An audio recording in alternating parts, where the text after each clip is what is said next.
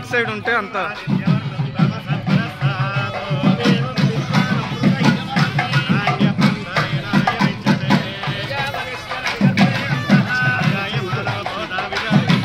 Sir మీరు వచ్చేయండి sir, మీరు వచ్చేయండి, వాళ్ళు చూసుకుంటారు.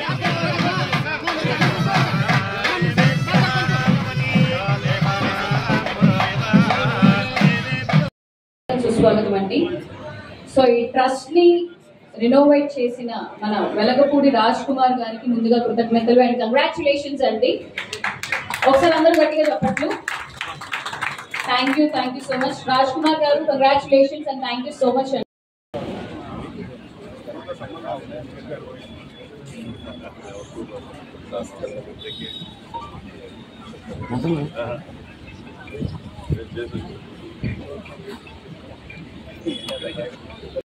సమయంలో ఇటువంటి వస్తుంటే అయితే ప్రభుత్వం ముందస్తు జాగ్రత్తలు తీసుకోవడం జరుగుతుంటుంది.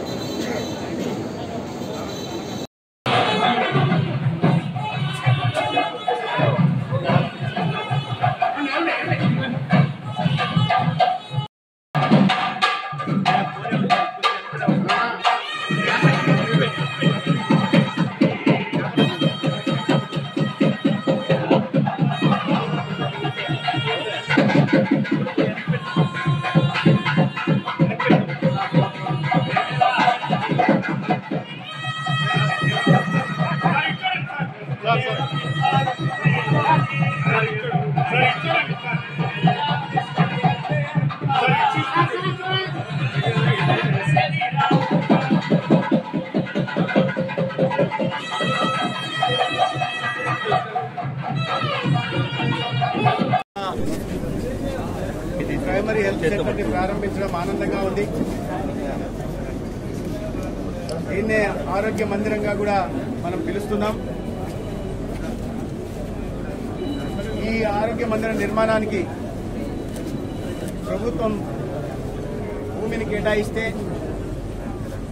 ఈ గ్రామానికి సంబంధించిన ఒక దాత వెలగపూడి రాజ్ కుమార్ గారు తన ట్రస్ట్ ద్వారా దాదాపు 4,25,00,000 ఖర్చు పెట్టి భవన నిర్మాణం చేసి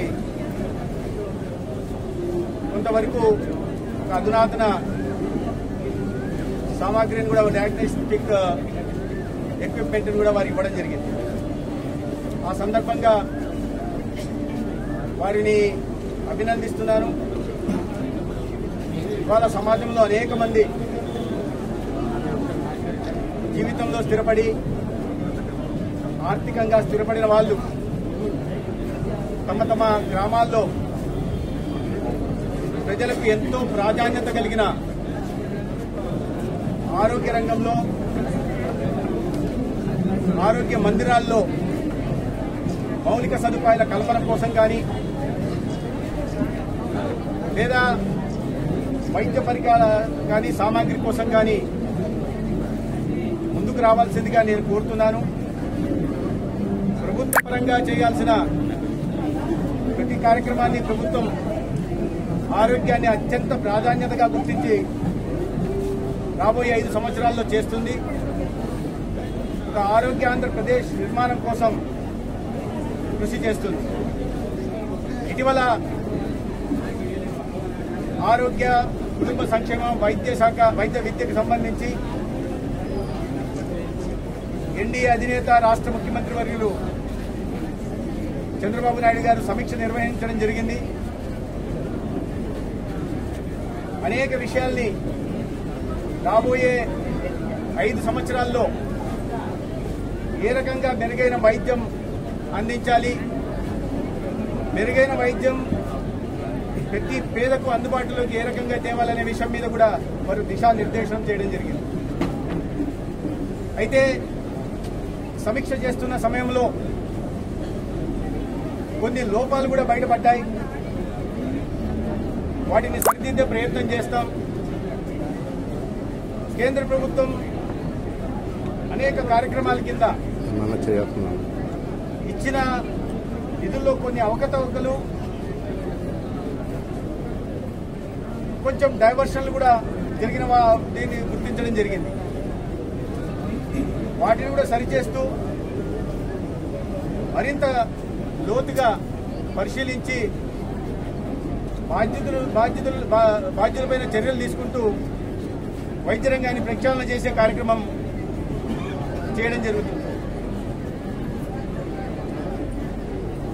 ఇవాళ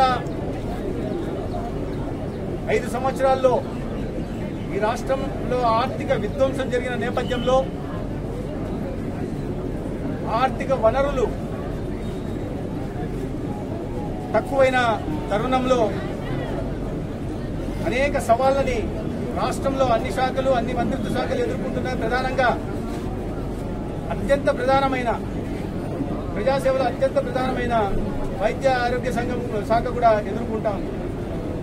అయితే వీటిని అన్నింటినీ అధిగమించి కేంద్రంలో ఎన్డీఏ ప్రభుత్వాధినేత ప్రధాని నరేంద్ర మోడీ గారి నాయకత్వంలో, రాష్ట్రంలో ఎన్డీఏ ప్రభుత్వాధినేత ముఖ్యమంత్రి చంద్రబాబు నాయుడు గారి నాయకత్వంలో ఈ సవాళ్లను ఎదుర్కొంటూ లోటుపాట్లను సరిచేసుకుంటూ ప్రజలకు మెరుగైన నాణ్యమైన వైద్యాన్ని అందించడానికి కృషి చేయడం జరుగుతుంది.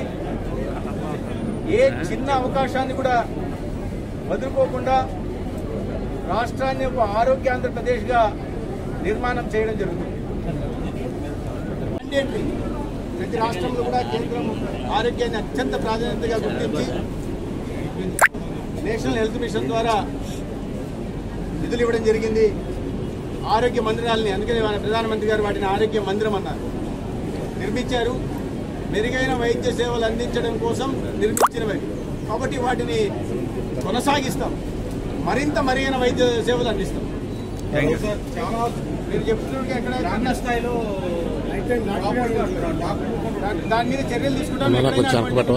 మీడియా కూడా బాధ్యతగా ఉంటుంది. ఎందుకంటే చాలా విషయాల్లో మీడియా కారణంగా మేము వాటిని సరి చేసుకునే ప్రయత్నం చేస్తున్నాం. అటువంటివి జరగవు, అటువంటి ఉపేక్ష పనికిరాదు. బాధ్యత మీద ఖచ్చితంగా చర్యలు తీసుకుంటాం. అయితే ఎక్కడైనా 1-6 స్ట్రే ఇన్సిడెంట్ ఎక్కడైనా జరిగితే అది ప్రభుత్వం దృష్టికి, కంట్రోల్ రూమ్ దృష్టికి తీసుకొస్తే చర్యలు తీసుకోవడంతో పాటు జాగ్రత్తలు కూడా తీసుకునే ప్రయత్నం చేస్తాం.